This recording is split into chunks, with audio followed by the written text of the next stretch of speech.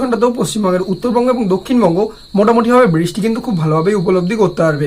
20 জুলাই আশা করবো যে উত্তরবঙ্গের মানুষরা আপনারা ভালো রকমের বৃষ্টি দেখতে পেয়েছেন। আমাদের শিলিগুড়ি জলপাইগুড়ি এরিয়াতে যারা থাকবেন তারা হয়তো রিলেট করতে পারবেন, এবং সাথে সাথে কিন্তু যে মেনলি আমাদের দক্ষিণবঙ্গেও বেশ কিছু জায়গাতে ভারী বৃষ্টিপাত দেখতে পাওয়া গেছে। আপনারা যদি রিলেট করতে পারেন অবশ্যই কমেন্ট বক্সে লিখবেন যে আপনারা কোন জেলা থেকে দেখছেন ভিডিওটা।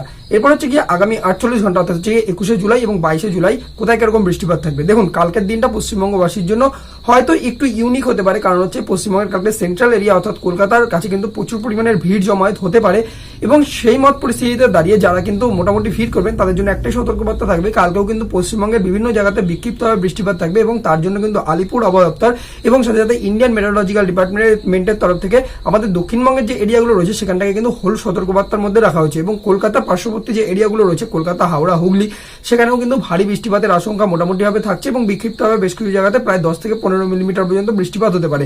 এবং আমাদের সমুদ্র তটের যেসব এরিয়াগুলো রয়েছে সেক্ষেত্রে আমাদের যে উত্তর 24 পরগনা এবং দক্ষিণ 24 পরগনার যে এরিয়া রয়েছে, এবং সাথে সাথে বলা যেতে পারে মেদিনীপুর, পূর্ব মেদিনীপুর এবং পশ্চিম মেদিনীপুরের যে এরিয়া রয়েছে সেখানেও কিন্তু মোটামুটিভাবে হলুদ সতর্কবার্তা এবং ভারী বৃষ্টিপাতের আশঙ্কা রয়েছে।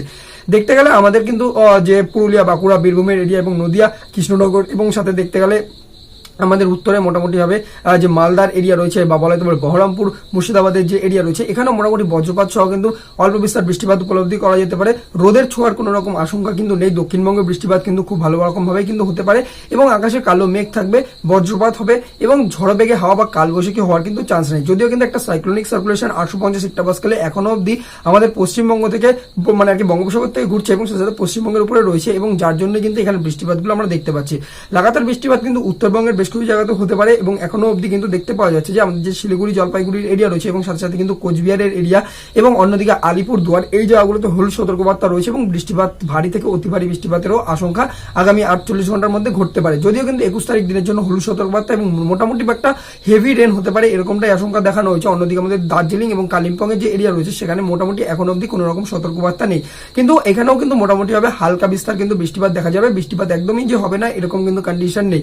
দেখতে গেলে পাহাড়ের যে এরিয়াগুলো রয়েছে আমাদের উত্তরবঙ্গে সেখানে যখন তখন কিন্তু ল্যান্ডস্লাইড হতে পারে, কারণ লাগাতার কিন্তু এক সপ্তাহেরও বেশি সময় ধরে কিন্তু বৃষ্টিপাত কিন্তু আমাদের উত্তরবঙ্গে হচ্ছে, এবং ভারী থেকে অতি ভারী বৃষ্টিপাত বার কয়েক কিন্তু আমরা দেখতে পেয়েছি। অন্যদিকে আমাদের কিন্তু যে নদীর জল রয়েছে সেগুলো কিন্তু মানে আর কি বৃদ্ধি হচ্ছে লেভেল, এবং এক্ষেত্রে কিন্তু আমাদের যে উত্তরবঙ্গ রয়েছে সেখান থেকে কিন্তু যে নদীর পাড়গুলো রয়েছে সেখানে কিন্তু ভাঙন আসতে পারে, এবং অন্যদিকে এই জল কিন্তু বাংলাদেশেও বৃদ্ধি হতে পারে। আমাদের দক্ষিণবঙ্গের বেশ কিছু জায়গাতে যেহেতু কিন্তু লাগাতার বৃষ্টি হচ্ছে সেক্ষেত্রে কিন্তু জলের উচ্চতা বৃদ্ধি হচ্ছে, এবং এক্ষেত্রে জল পাস না হওয়ার জন্য কিন্তু বেশ কিছু রাস্তাতেও কিন্তু জল জমাটের মতো পরিস্থিতি আমরা উপলব্ধি করতে পারি।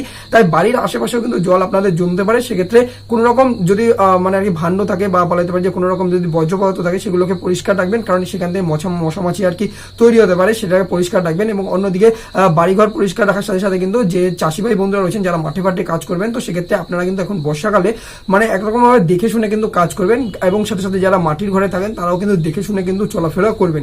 এবং অন্যদিকে হচ্ছে কিন্তু যারা সমুদ্রের ট্রলার নিয়ে মাছ ধরতে যেসব জেলে ভাই বন্ধুরা আমাদের যান তাদের জন্য কিন্তু সতর্কবার্তা থাকবে যে লোকাল যে অথরিটি রয়েছে তাদের সাথে কিন্তু কথা বলে যাওয়াটাই আপনাদের জন্য সেফটি হবে। বাকি আপনারা পশ্চিমবঙ্গের কোন জেলা থেকে এই ভিডিওটা দেখলেন অবশ্যই লিখবেন কমেন্ট বক্সে। আর এরকম যদি আপনারা রেগুলার আবহাওয়া সম্পর্কিত আপডেট পেতে চান তাহলে আবহাওয়া দর্পণকে অবশ্যই ইউটিউবে সাবস্ক্রাইব করে নেবেন।